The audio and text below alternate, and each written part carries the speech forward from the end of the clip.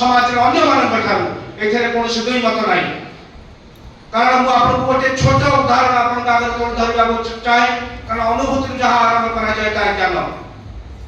ଯେତେବେଳେ ଶ୍ରୀ ଠାକୁରଙ୍କ ଦୀକ୍ଷା ବିଜୟଙ୍କ ପାଖରୁ ମୁଁ ଗ୍ରହଣ କଲି, ଯୋଉଦିନ ଶ୍ରୀ ଠାକୁରଙ୍କ ବିଗ୍ରହ ନେଇକି ଯାଇଥାଏ, ଘରକୁ ଫଟୋ ନେଇକି ଯାଇଥାଏ, ସେତେବେଳେ ଆମର ଅଧିକାରୀ ବଂଶ, ଆମେ ବ୍ରାହ୍ମଣ ଲୋକ, ଆମ ଘରେ ରାଧା ଗୋବିନ୍ଦ ଅଛନ୍ତି। ମୋ ବାପା ସେ ଫଟୋକୁ ନେଇକି ବାଡ଼ିରେ ଫିଙ୍ଗି ଦେଲେ, କହିଲେ ଏଟା ପାଗଳ ହେଇକି କୋଉଠୁ ଆସିଲାଣି, ଗୋଟେ ନିଶ ରଖିଥିବା ମଣିଷକୁ ନେଇକି ଚାଲି ଆସିଛି।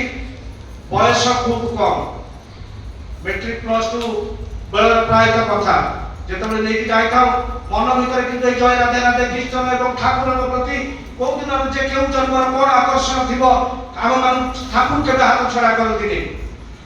ଯେପରି ଭାବରେ ସେଦିନ ନୀଳା ପୁରୁଷୋତ୍ତମ କୃଷ୍ଣଚନ୍ଦ୍ର କହୁଥିଲେ ଯେ କେତେ ଜନ୍ମର ତୋର ମୋର ସମ୍ପର୍କ ଅର୍ଜୁନ ତୁ ଜାଣିନୁ, କିନ୍ତୁ ମୋର ଠିକ ମନେ ଅଛି ତୋର ମୋର କେତେ ଜନ୍ମର ସମ୍ପର୍କ, ତେଣୁ ମୁଁ ନଛଳ ବନ୍ଧା ତତେ କେବେ ଛାଡ଼ିବିନି।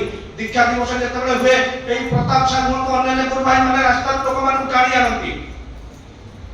ସେ ହାତ ବେଗ ଧରିକି ଘୁଗୁରି ବରା ଧରିକି ଘରକୁ ଯାଉଥିବ, ଇଏ କହୁଥିବ ଟିକେ ସତନାମ ନେଇକି ଚାଲିଯା।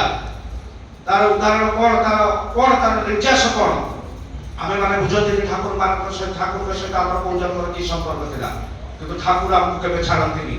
ତେଣୁ ଲୁହା ଯେପରି ଚୁମ୍ବକ ଯେପରି ଲୁହାକୁ ଆକର୍ଷିତ କରେ, ସୁନା ତା ଆଗରେ ହଲେଇଲେ ସେ କେବେ ବି ଚୁମ୍ବକ କେବେ ଟାଣିବନି। ଠିକ୍ ସେହିପରି ଭାବେ ଆପଣମାନଙ୍କର ପ୍ରାରବ୍ଧ କର୍ମ, ଜନ୍ମ ସଂସ୍କାର, ପିତାମାନଙ୍କ ସହଜାତ ପ୍ରବୃତ୍ତି ଯୋଗୁଁ ତୁମେ ମାନେ ଆଜି ଶ୍ରୀ ଠାକୁରଙ୍କ ଜୀବନରେ ବରଣ କରି ଚାଲିଛ। ଏବଂ ପରମ ପିତାଙ୍କ ନିକଟରେ ମୁଁ ପ୍ରାର୍ଥନା ସବୁବେଳେ ରଖେ ଯେ ତୁମେ ଜୀବନର ସାହାଯ୍ୟ, ଜୀବନର ଶେଷ